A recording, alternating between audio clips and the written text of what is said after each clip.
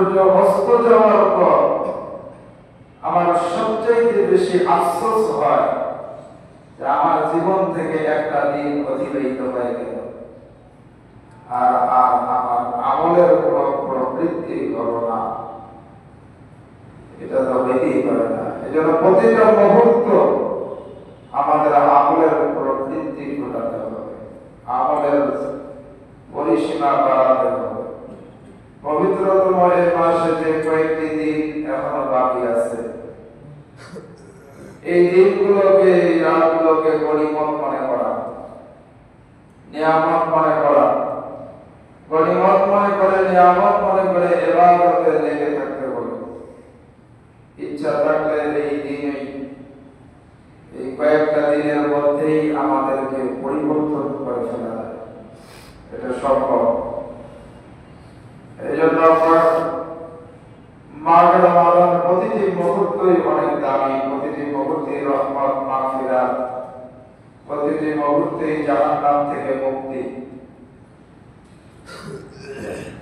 আল্লাহ তাআলার পক্ষ থেকে বান্দার সবচেয়ে বড় প্রাপ্তি হলো মাগফিরাত বা ক্ষমা, মাফ পেয়ে যাওয়া, ক্ষমা পেয়ে যাওয়া। এটা আল্লাহ তাআলার কাছ থেকে বান্দার সবচেয়ে বড় প্রাপ্তি। একজন মুমিনের গোটা জীবনের চরম এবং বড় পাওয়া হলো মাগফিরাত তথা আল্লাহর পক্ষ থেকে ক্ষমা, আখিরাতের মুক্তি। আল্লাহ যদি কোনো বান্দাকে মাফ করে দেন, সে চূড়ান্তভাবে সফল। সুবহানাল্লাহ। আল্লাহ তাআলা যদি কোনো বান্দাকে মাফ করে দেন, সে চূড়ান্তভাবে সফল হয়ে গেল। আর আল্লাহ তাআলা একটু সন্তুষ্টি মুমিনের জন্য সবচেয়ে বড় প্রাপ্তি।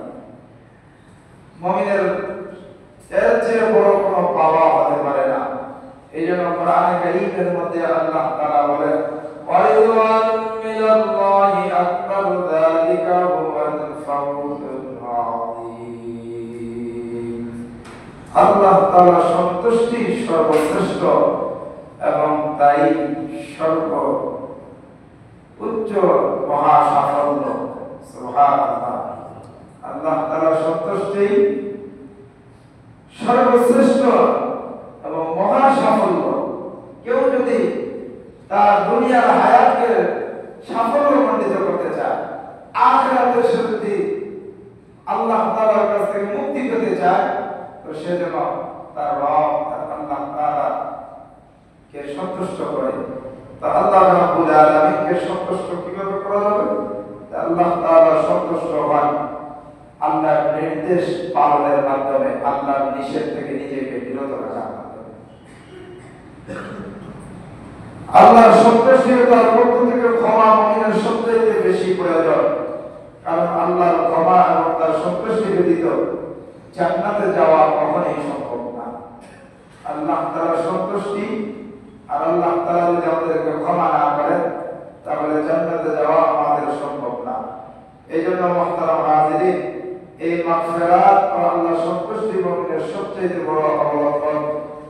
এই কারণে এই মাগফিরাতের দিকে অগ্রসর হওয়া ছাড়া আমাদের আর কোনো বিকল্প রাস্তা নাই। পবিত্র কোরআনে আল্লাহ তাআলা বলেন, সাবিকু ইলা মাগফিরাতিম মির রাব্বিকুম, তোমরা তোমাদের রবের ক্ষমার দিকে অগ্রসর হও। তোমরা তোমাদের রবের একটু শান্ত হবে। আমি নিজেই বুঝতে পারতেছি দেখি বলেছি আল্লাহ তাআলা এই জন্য মাগফিরাতের দিকে অগ্রসর হওয়া ছাড়া আমাদের আর কোনো উপায় নেই। আল্লাহ তাআলা এখানে কি বলেছেন? সাবিকু ইলা মাগফিরাতিম মির রাব্বিকুম, তোমরা তোমাদের রবের ক্ষমার দিকে অগ্রসর হও। আল্লাহ তাআলার ক্ষমা মূলত আসলে আল্লাহ তাআলা এই ক্ষমা তো রমাদানের প্রতিটা মুহূর্তেই ছিল। পবিত্র এই রমজান মাস পুরোটাই ছিল মাগফিরাত, পুরোটাই ছিল ক্ষমা। এ মাসের মূল উদ্দেশ্যই ছিল মুমিনকে মাগফিরাত, মুমিনকে মাগফিরাত বানানো। মালিকের মূল উদ্দেশ্য হলো বান্দার গুনাহ মাফ করা, গুনাহ ক্ষমা করে দেওয়া, তাকে মাগফিরাত দিয়ে দেওয়া। এটাই ছিল এই মাসের প্রধান অবদান। এজন্য এই মাসে প্রায় সবগুলি আমলি প্রাপ্তি বা পুরস্কার হিসেবে রাখা হয়েছে মাগফিরাত তথা আল্লাহ তাআলার পক্ষ হতে ক্ষমা এবং সন্তুষ্টি। মাঘের রমাদানের প্রত্যেকটা আমলের বিনিময় আল্লাহ তাআলার সন্তুষ্টি, মাগফিরাত এবং ক্ষমা রাখা হয়েছে প্রত্যেকটা আমল। এবং জাহান্নাম থেকে মুক্তি পুরো রমাদান জুড়ে মাগফিরাত আল্লাহর পক্ষ থেকে ক্ষমা এবং গুনাহের কাফফারা, আখিরাতের মুক্তি লাভের নানান আয়োজন পুরো রমাদান ধরেই ছিল। এই আয়োজনগুলোর মধ্যে একটা আয়োজন হলো সিয়াম পালন করা, দিনের বেলা রোজা রাখা। রমজানের মূল আমল হলো রোজা, আর এর প্রাপ্তি হিসাবে, এর বিনিময় হিসাবে রাখা হয়েছে মাগফিরাত বা ক্ষমা। হাদিস শরীফে রাসূল করিম সাল্লাল্লাহু আলাইহি ওয়াসাল্লাম বলেন, সহিহ বুখারী শরীফের 38 নম্বর হাদিস, قال النبي صلى الله عليه وسلم من صام رمضان إيمانا واحتسابا غفر له ما تقدم من ذنبه। আল্লাহ রাসূল সাল্লাল্লাহু আলাইহি ওয়াসাল্লাম বলেন, যে ব্যক্তি ঈমানের সাথে সওয়াবের আশায় মাঘে রমাদান মাসে রোজা রাখবে, তার পূর্ববর্তী সমস্ত গুনাহ আল্লাহ তাআলা ক্ষমা করে দিবে। অন্য হাদিসে রোজা গুনাহের কাফারা স্বরূপ আল্লাহ রাসূল সাল্লাল্লাহু আলাইহি ওয়াসাল্লাম বলেন, সহিহ মুসলিম শরীফের 233 নম্বর হাদিস, قال النبي صلى الله عليه وسلم الصلاة الخمس والجمعة إلى الجمعة ورمضان إلى رمضان مكفرة ما بينهن إذا اجتنبوا الكبائر। আল্লাহ রাসূল সাল্লাল্লাহু আলাইহি ওয়াসাল্লাম বলেন, পাঁচ ওয়াক্ত নামাজ, ফজরের নামাজ থেকে নিয়ে যোহরের নামাজের মাঝখানে যে গুনাহ হয়ে যায়, কেউ যদি ফজরের নামাজ জামাতের সাথে পড়ে, যোহরের নামাজ জামাতের সাথে পড়ল, মাঝখানের গুনাহের কাফারা আদায় হয়ে গেল। যোহরের নামাজ কেউ যদি জামাতে পড়ে, আসরের নামাজ জামাতে পড়ল, মাঝখানের গুনাহ কাফারা হয়ে গেল। আসরের নামাজ থেকে মাগরিব, মাগরিব থেকে আবার এশা, এইভাবে আল্লাহর নবী বলেন, ওয়াল জুমআতু ইলাল জুমআ, কেউ যদি এক জুমার নামাজ আদায় করে আবার পরবর্তী জুমা জামাতের সাথে আদায় করলো, মাঝখানের গুনাহের কাফারা হয়ে গেল। আল্লাহর নবী বলেন, রমাদান ইলা রমাদান, কেউ যদি এক রমাদানে রোজা রাখে, আগামী রমাদানে রোজা রাখলো, মাঝখানের গুনাহের কাফারা হয়ে গেল। সুবহানাল্লাহ। তবে আল্লাহর নবী বলেন, ইদা তানাবাল কাবাইর, সে যদি কবিরা গুনাহ না করে, শিরক না করে, সে যদি কবিরা গুনাহ না করে, শিরক না করে, এই হলো মাঘে রমাদানের মাগফিরাত, আল্লাহর সন্তুষ্টির এক নম্বর আমল। মাঘে রমাদানের আল্লাহর সন্তুষ্টি এবং মাগফিরাত পাওয়ার দ্বিতীয় আমল হলো কিয়াম। রমাদানের দ্বিতীয় আমল হলো কিয়াম তথা তারাবির নামাজ। এর প্রাপ্তি হিসাবে, পুরস্কার হিসাবে আল্লাহ রাব্বুল আলামিন মাগফিরাত ও গুনাহ থেকে মুক্তির লাভ। হাদিস শরীফের মধ্যে রাসূল করিম সাল্লাল্লাহু আলাইহি ওয়াসাল্লাম বলেন, সুনানে তিরমিজি 808 নম্বর হাদিস, قال النبي صلى الله عليه وسلم من قام رمضان إيمانا واحتسابا غفر له ما تقدم من ذنبه। আল্লাহ রাসূল সাল্লাল্লাহু আলাইহি ওয়াসাল্লাম বলেন, যে ব্যক্তি মাঘের রমাদানে তারাবির নামাজ জামাতের সাথে আদায় করবে, তার পূর্ববর্তী সমস্ত গুনাহ আল্লাহ রাব্বুল আলামিন ক্ষমা করে দিবে। অপর এক হাদিসে রাসূল করিম সাল্লাল্লাহু আলাইহি ওয়াসাল্লাম বলেন, সুনানে নাসাই শরীফ 2518 নম্বর হাদিস, 2518 নম্বর হাদিস, রাসূল করিম সাল্লাল্লাহু আলাইহি ওয়াসাল্লাম বলেন, ইন্নাল্লাহ তাবারাকা তাআলা ফারাদা সিয়াম রমাদান আলাইকুম ওয়া সানানতু লাকুম কিয়ামা ফামান সামাহু ওয়া কামাহু ঈমানান ওয়া ইহতিসাবান খারাজা মিন যুনুবিহি কায়াউমি ওয়ালাদাতুহু উম্মু। আল্লাহ তাআলা তোমাদের উপরে তোমাদের রোজা ফরজ করেছেন, আর আমি কিয়ামুল লাইল অর্থাৎ তারাবি নামাজকে আমি সুন্নাত করেছি। সুতরাং যে ব্যক্তি ঈমানের সাথে সওয়াবের আশায় আল্লাহর আযাবের ভয়ে আল্লাহর সন্তুষ্টির জন্য রমজানের সিয়াম ও কিয়াম আদায় করবে, সে ওই দিনের মতো নিষ্পাপ হয়ে যাবে যেই দিন সে পৃথিবীর মধ্যে মায়ের পেট থেকে মায়ের গর্ভ থেকে সে দুনিয়ায় ভূমিষ্ঠ হয়েছিল। সুবহানাল্লাহ। যে ব্যক্তি দিনের বেলা রোজা রাখবে, আমাদের কিয়াম তারাবির নামাজ আদায় করবে, আল্লাহ রাসূলের হাদিস শরীফের মধ্যে বলেন সে যেন এমন হয়ে গেল সে সত্য তার মায়ের গর্ভ থেকে সে দুনিয়ায় আসতে যেরকম নিষ্পাপ হয়ে যায়, ঠিক আল্লাহ তাআলা তাকে এরকম নিষ্পাপ করে দেন। সুবহানাল্লাহ। তবে শর্ত হলো সে যেন শিরক না করে, কবিরা গুনাহ না করে, এটা হলো শর্ত। এগুলো 2 নম্বর আমল। রমাদান মাসে আল্লাহর সন্তুষ্টি এবং আল্লাহর মাগফিরাত পাওয়ার জন্য 1 নম্বর আমল বলেছি রোজা সিয়াম, 2 নম্বর হলো সিয়াম তারাবির নামাজ, 3 নম্বর হলো লাইলাতুল কদর। লাইলাতুল কদরের ইবাদতের পুরস্কার হিসাবে আল্লাহ রাসূল সাল্লাল্লাহু আলাইহি ওয়াসাল্লাম ঘোষণা করেন ক্ষমা এবং আল্লাহর সন্তুষ্টি। আল্লাহ রাসূল সাল্লাল্লাহু আলাইহি ওয়াসাল্লাম বলেন বুখারী শরীফের 1901 নম্বর হাদিস, قال النبي صلى الله عليه وسلم من قام ليلة القدر إيمانا واحتسابا غفر له ما تقدم من ذنبه। যে ব্যক্তি লাইলাতুল কদরে ঈমানের সাথে সওয়াবের আশায় আল্লাহর সন্তুষ্টির জন্য আল্লাহর আযাবের ভয়ে এক জায়গায় সারা রাত ইবাদত করে, তার পিছনের সমস্ত গুনাহ আল্লাহ তাআলা ক্ষমা করে দেন, সমস্ত গুনাহ আল্লাহ তাআলা মাফ করে দেন। এই হলো 3 নম্বর আমল। 4 নম্বর আমল হলো ইফতার করানো। ইফতার করানো, আমরা যখন মানুষকে ইফতারের মেহমানদারি করিয়েছি, যারা এই আগামী 2-3 দিনের ভিতরে মেহমানদারি করাতে পারবে তাদের মাগফিরাত এবং আল্লাহর সন্তুষ্টি অর্জিত হবে।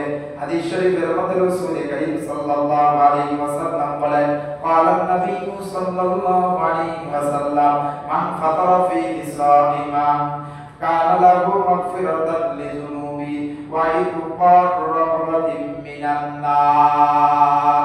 যে ব্যক্তি মাহে রমাদানে কোন রোজাদারকে ইফতার করাবে তার জন্য গুনাহ মাফের কারণ হয়ে যাবে, আল্লাহর সন্তুষ্টি অর্জনের কারণ হয়ে যাবে এবং জাহান্নাম থেকে সে মুক্তির কারণ বানিয়ে নিতে পারবে। আল্লাহর মাগফিরাত, সন্তুষ্টি এবং আল্লাহর গুনাহ থেকে মাফ এবং আল্লাহর সন্তুষ্টি এবং জান্নাতের জাহান্নাম থেকে মুক্তি এবং জান্নাতের আশা তার জন্য নিশ্চিত হয়ে যাবে।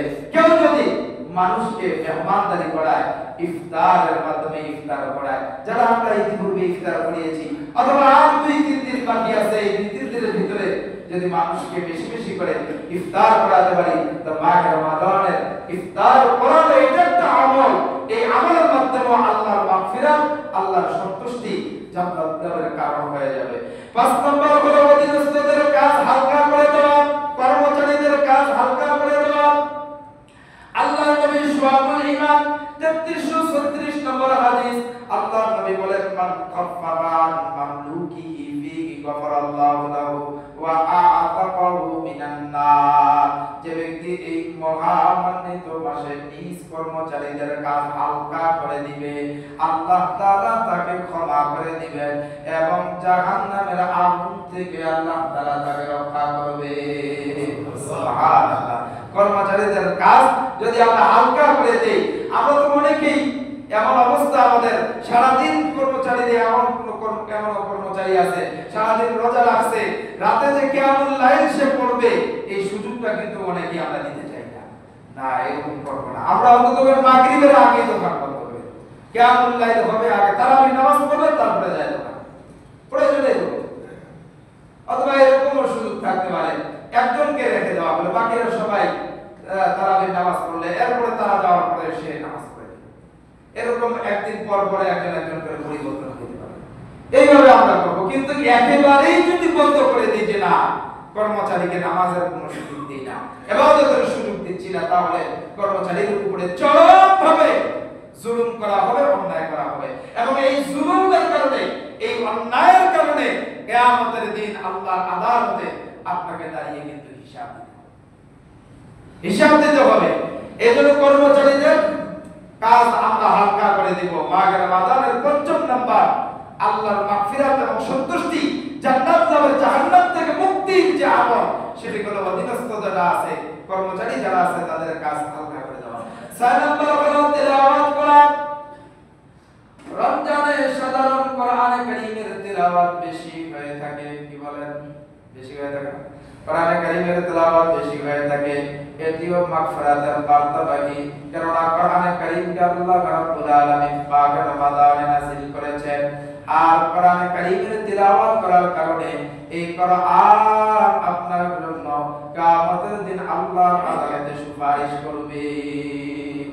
এই ব্যাপারে আল্লাহর নবী সাল্লাল্লাহু আলাইহি ওয়াসাল্লাম হাদিস শরীফের মধ্যে বলেন, কিয়ামতের দিন রোজা এবং কোরআন এই দুইটাই বান্দার জন্য আল্লাহর আদালতে সুপারিশ করবে। কোরআন বলবে, রব্বুল আলামিন তোমার বান্দাকে আমাকে তুমি নিয়ামত স্বরূপ দিছিলা, তোমার বান্দা আমাকে সে ইহতিমাম করেছে, মহব্বত করেছে, ভালোবেসেছে, আমাকে তিলাওয়াত করেছে। ও রব্বুল আলামিন তোমার এই বান্দাকে তুমি maaf করে দাও, আমার সুপারিশ তুমি কবুল করে নাও। আল্লাহ রাব্বুল আলামিন সাথে সাথে বান্দার সাথে সাথে কোরআনের সুপারিশ কবুল করে নেবে।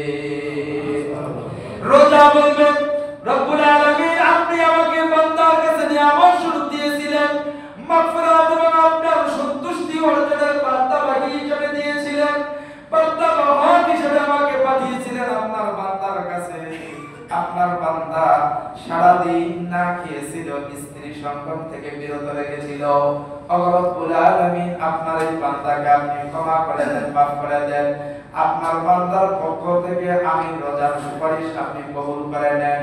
আল্লাহ রাব্বুল আলামিন সাথে সাথে রোজার সুপারিশ কবুল করে নিয়া বান্দার জিন্দেগীর সব maaf করে দিয়া বান্দাকে জান্নাতি হিসেবে কবুল করে নিবে। এজন্য মাঘ রমাদানের ৬ নম্বর আমল হলো তিলাওয়াত। কোরআনে কারীমের তিলাওয়াত বেশি বেশি করে বাড়িয়ে দেব। আর ২-৩ দিন যা আছে আমরা এই সময়গুলোকে কাজে লাগিয়ে দেই। এই সময়ের ভিতরে কোরআনের তিলাওয়াত বাড়িয়ে দেই। কারণ হলো আপনাকে যখন আপনার পরিবারের ৪ জন খাটনির মধ্যে ধরে ওই কবরস্থানে নিয়ে যাইয়া কবরের মধ্যে আপনাকে নামিয়ে দিবে, কবরে নামিয়ে দেওয়ার পরে যখন আত্মীয় স্বজনরা পানি দিয়ে চলে আসবে, ওই কবরের মধ্যে ফেরেশতা আসবে আপনাকে প্রশ্ন করার জন্য। আপনাকে প্রশ্ন করার জন্য যখন ফেরেশতা আপনার কবরে চলে আসবে, কোরআন আপনার পক্ষ থেকে ফেরেশতাদের সব প্রশ্নের জবাব দিয়ে দিবে। জাল কোরআন ইনদা রাসিহি, কোরআন আপনার মাথার উপরে দাঁড়িয়ে যাবে। মাথার উপরে দাঁড়িয়ে ফেরেশতার সব প্রশ্নের জবাব আপনার পক্ষ থেকে কোরআন দিয়ে দিবে। সুবহানাল্লাহ। এজন্য ভাইরা কোরআনে কারীমের তিলাওয়াত বেশি বেশি করে করা। ৭ নম্বর হলো লাইলাতুল কদর। রাসূল কারীম সাল্লাল্লাহু আলাইহি ওয়াসাল্লাম দোয়া শিক্ষা দিয়েছেন মাগফিরাত এবং আল্লাহর সন্তুষ্টি অর্জনের জন্য। দোয়া শিক্ষা দিয়েছেন, আল্লাহুম্মা ইন্নী আফুউন তুহিব্বুল আফওয়া ফা'ফু আন্নী। এই দোয়া আল্লাহ নবী শিক্ষা দিয়েছেন।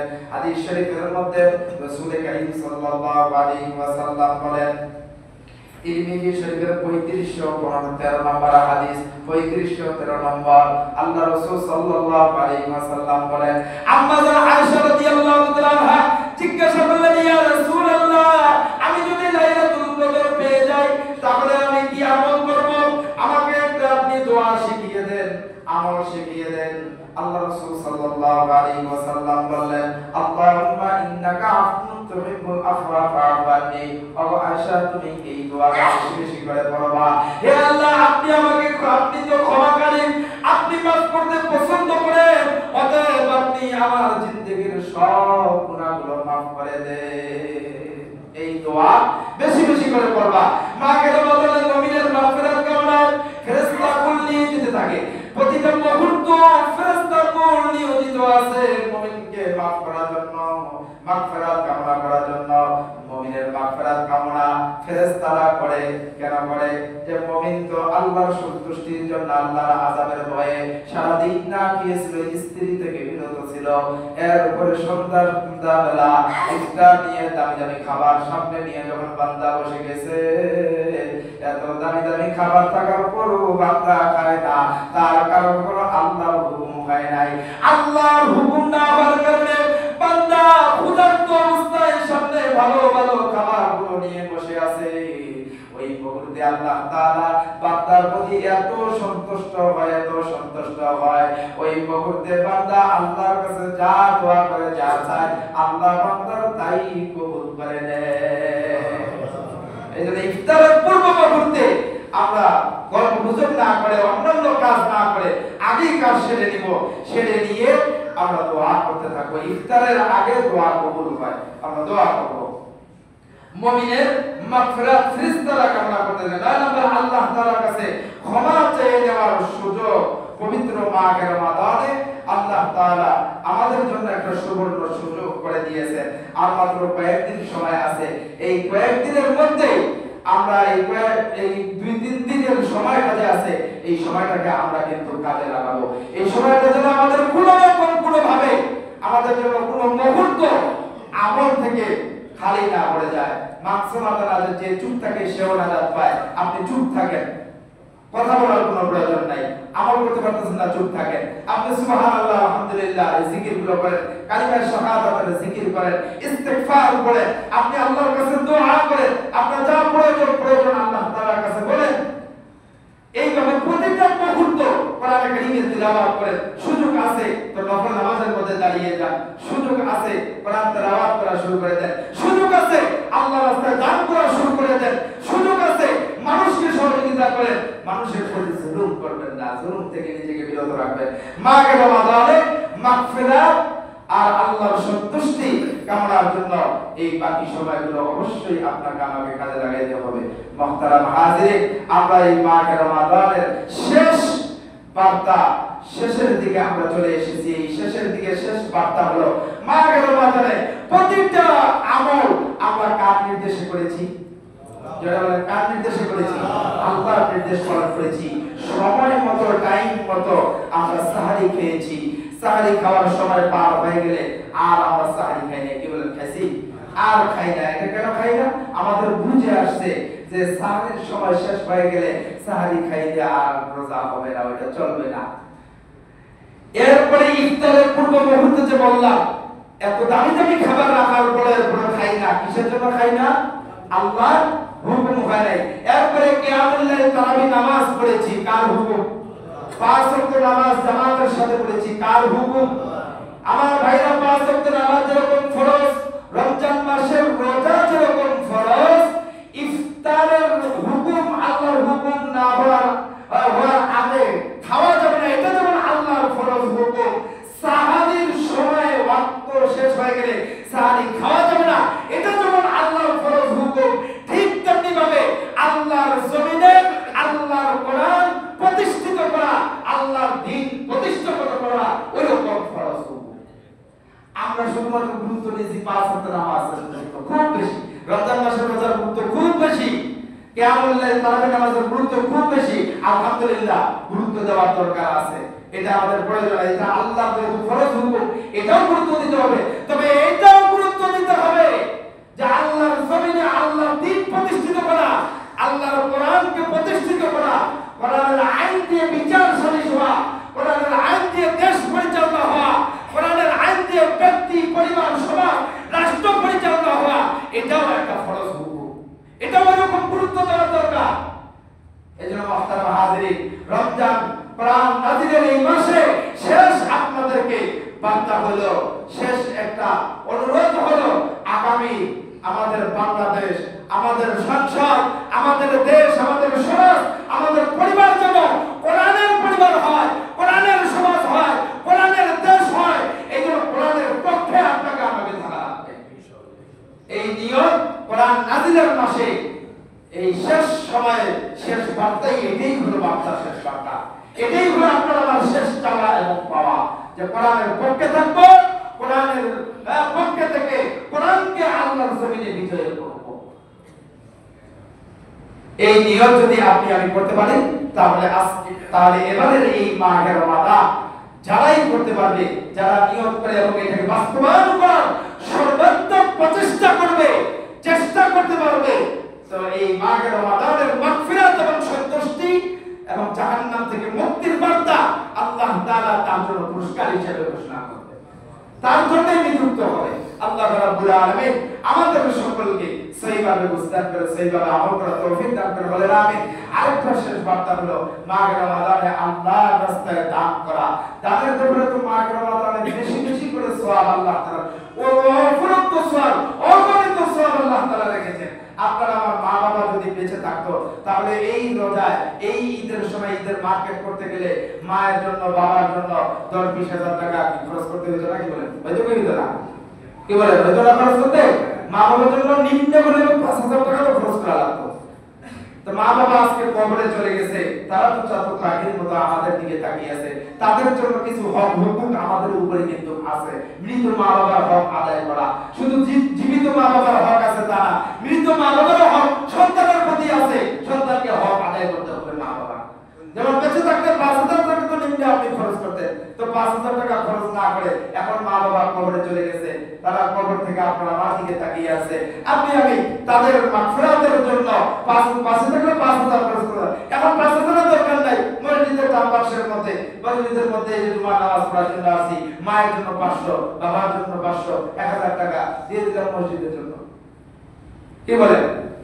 5,000 টাকা খরচ করা থেকে 1,000 টাকা মায়ের হক আদায় করতে হবে না? মায়ের হক আদায় করতে আপনি এইভাবে কেউ মা বাবার জন্য 500 টাকা হলেও দেন, 200, 300, 400, 500, 1,000, 2,000, যার যেরকম সামর্থ্য আছে সামর্থ্য অনুযায়ী যদি আমরা মা বাবার মাগফিরাতের জন্য, আল্লাহর ঘরের জন্য যদি আমরা দান করি, তাহলে এই দানের ওসিলায় হয়তো বা এই মাহে রমাদানের ওসিলায়, কোরআন নাযিলের মাসে দানের ওসিলায় আল্লাহ তাআলা মা বাবাকে পূর্ণ মাগফিরাত দিয়ে আল্লাহ তাআলা মা বাবাকেও জান্নাতি বানিয়ে দিতে পারে। এইজন্য আল্লাহর রাস্তায় বেশি বেশি করে খরচ করব। মসজিদ, মাদ্রাসা, এতিম, গরীব, বিধবা যারা আছে এদেরকে বেশি বেশি করে আমরা ইনশাআল্লাহ এই বাকি কয়েকদিনের মধ্যে আমরা দান করার চেষ্টা করব। আল্লাহ তাআলা আমাদেরকে আমল করার তৌফিক দান করুন। আল্লাহ তাআলার কাছে